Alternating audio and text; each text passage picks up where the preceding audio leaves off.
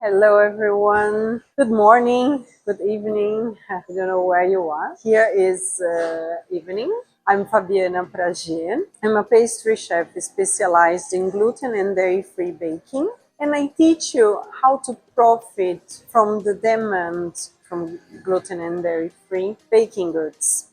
First of all, if you like the videos, if you like this kind of content, just like this video and follow me for more. You know what to do, right? It's difficult to start a business. It's not difficult, it's not very complicated, but it requires time and effort. And of course, time, effort, some organization, focus, which nowadays with all the distractions is not very easy. But to open a business is a question of organization. Organization is the most important thing. Well, the first thing is what people ask me, how long it takes to set up to do all the paperwork. I would say 3 months. 3 months is more or less the time it took for me to do it. But my mom used to say something. If you give yourself 30 days to clean your flat, it's going to take 30 days. But if you give yourself 3 hours, it's going to take 3 hours. Which means if you set up an agenda when you want to do what and you follow, you will know. The thing is, when I started here in the UK, I didn't know. I had a business before. We are not going to talk about it now, but I didn't know exactly how things work here in the UK. And then it took me 3 months. I started working from home, but when it came to like baking and selling from home, but when it came to, but even working from home, you need to have all your presentation and everything. When I started, I did all the paperwork and I did my presentation, the branding. I was defining which products I wanted to sell. I called a friend and we started to do it together in my dinner table. Valentina, she'll never forget this time because we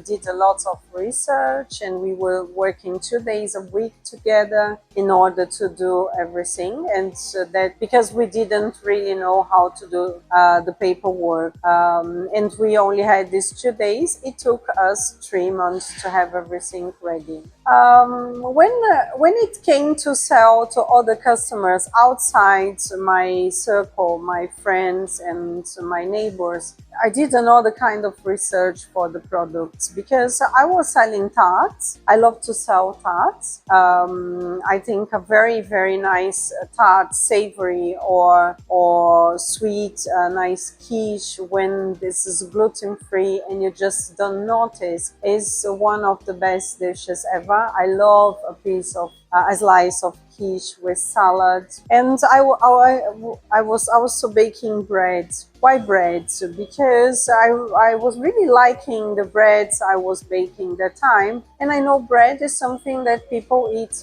every day, and I was selling to not a large circle of people, and then for me it was very important to have something that I could sell all the time, and I was taking orders from everything. So it changed the kind of products I was selling changed a bit when I started to sell to other customers. We did all this work at home, Valentina and I, and we define the name of the business and we define how would be the presentation from our dishes and how would be the packaging. Would we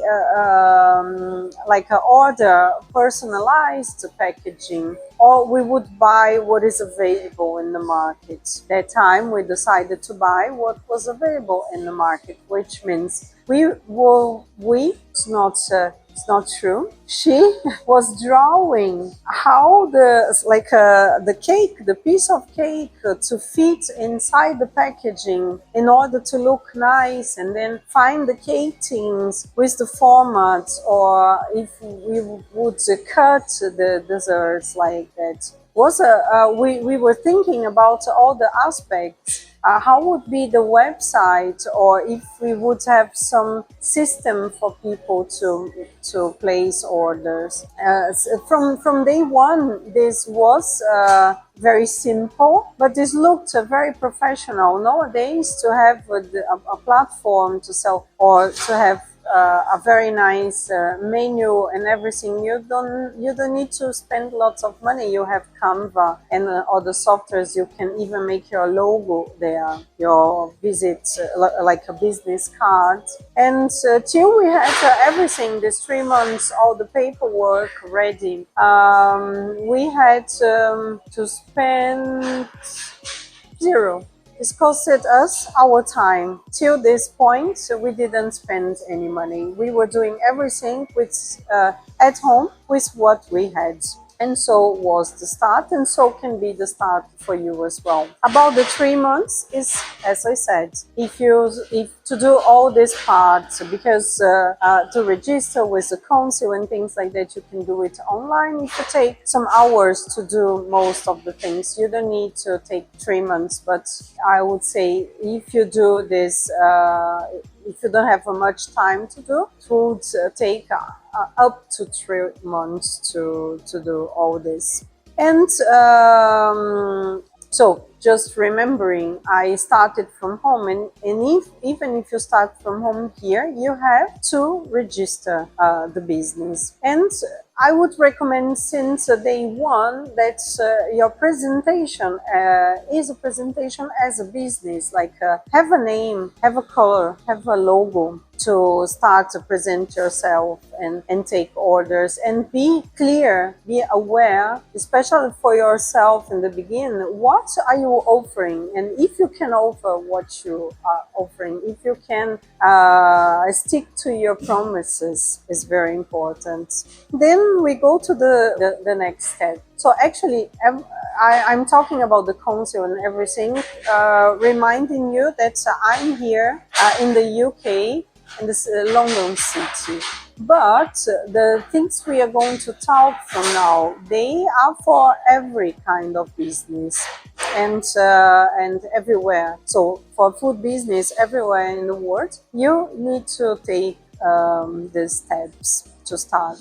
Then we'll define, for example, what are we going to sell? I talked a bit about what I was selling and why. Of course, you have to think about what gives you pleasure, but never forget that this is a business. You are selling stuff because you want to make money, and then you have to sell what you can sell, what is selling, what in a way, in a packaging that people would buy. And this requires a little bit of research. Then once you define what you want to sell, you have to think about who is going to buy, who is going to be your customer. Then together with this thought, what is your unique selling point?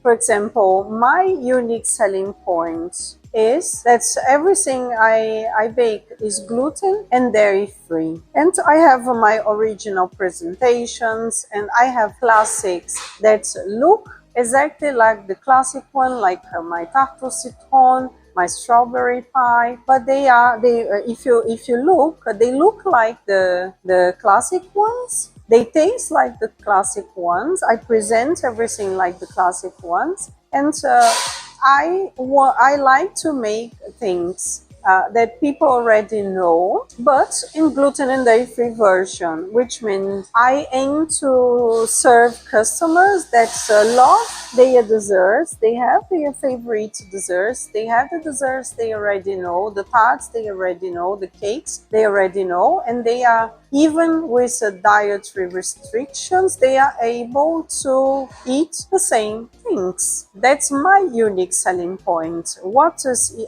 a unique selling point? Is the reason people wouldn't buy from someone and buy from you. You have to think about it. And once you have your unique selling point and decide what you want to sell, you have to think about who is going to buy. Because if you're going to sell to a coffee shop or to your neighbors, it's not that you don't have this, you don't care the same, but sometimes your presentation, your quantities, the way you sell, the way you take orders might be different. Once you define this, then I would say you can start to define where are your customers to be found, because there is the place where you are going to advertise. If you are going to sell cupcakes, gluten, dairy-free, nut-free for children, because there are lots of children that are vegan or have